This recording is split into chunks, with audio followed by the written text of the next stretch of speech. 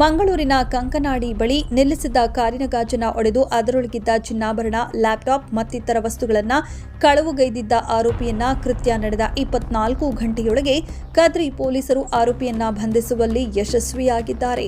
ಕಾರಿನಲ್ಲಿದ್ದ ಚಿನ್ನಾಭರಣ ಸೇರಿದಂತೆ ಹಲವು ವಸ್ತುಗಳು ಕಳುವು ಆಗಿರುವುದರ ಬಗ್ಗೆ ಸಂತ್ರಸ್ತರು ಕದ್ರಿ ಪೊಲೀಸ್ ಠಾಣೆಯಲ್ಲಿ ದೂರನ್ನ ನೀಡುತ್ತಾರೆ. ದೂರನ್ನ ದಾಖಲಿಸಿಕೊಂಡ ಕದ್ರಿ ಪೊಲೀಸ್ ಠಾಣೆಯ ಪೊಲೀಸ್ ಇನ್ಸ್ಪೆಕ್ಟರ್ ಸೋಮಶೇಖರ್ ಆರೋಪಿಯ ಬಂಧನಕ್ಕೆ ತಂಡವನ್ನ ರಚನೆ ಮಾಡಿ ಫೀಲ್ಡ್ಗೆ ಇಳಿಸುತ್ತಾರೆ.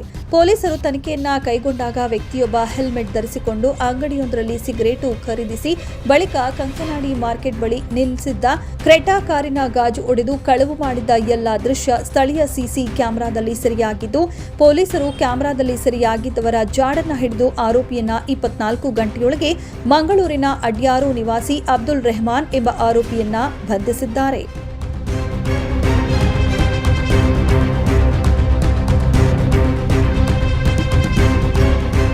ಬಂಧಿತ ಆರೋಪಿಯಿಂದ ವ್ಯಾನಿಟಿ ಬ್ಯಾಗ್ ಹಾಗೂ ಲ್ಯಾಪ್ಟಾಪ್ ಅನ್ನು ವಶಪಡಿಸಿಕೊಂಡು ಬ್ಯಾಗ್ನಲ್ಲಿದ್ದ 6.80 ಲಕ್ಷ ರೂಪಾಯಿ ಮೌಲ್ಯದ ಚಿನ್ನಾಭರಣವನ್ನ ಕದ್ರಿ ಪೊಲೀಸರು ವಶಪಡಿಸಿಕೊಂಡಿದ್ದಾರೆ.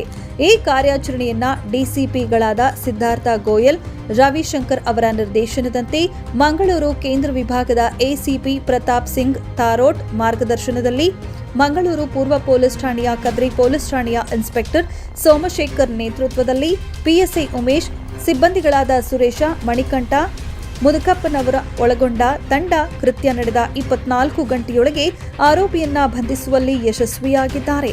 ಮಂಗಳೂರು ನಗರ ಪೊಲೀಸ್ ಆಯುಕ್ತರಾದ ಅನುಪಮ್ ಅಗರ್ವಾಲ್ ಅವರು ಕೃತ್ಯ ನಡೆದ 24 ಗಂಟೆಯೊಳಗೆ ಆರೋಪಿಯನ್ನ ಪತ್ತೆ ಮಾಡಿ ಯಶಸ್ವಿಯಾಗಿ ಬಂಧಿಸಿದ್ದ ಮೈಸೂರು ಪೂರ್ವ ಪೊಲೀಸ್ ಠಾಣೆಯ ಕದ್ರಿ ಪೊಲೀಸ್ ಠಾಣಾ ಅಧಿಕಾರಿ ಮತ್ತು ಸಿಬ್ಬಂದಿಗಳ ತಂಡವನ್ನು ಶ್ಲಾಘಿಸಿದ್ದಾರೆ.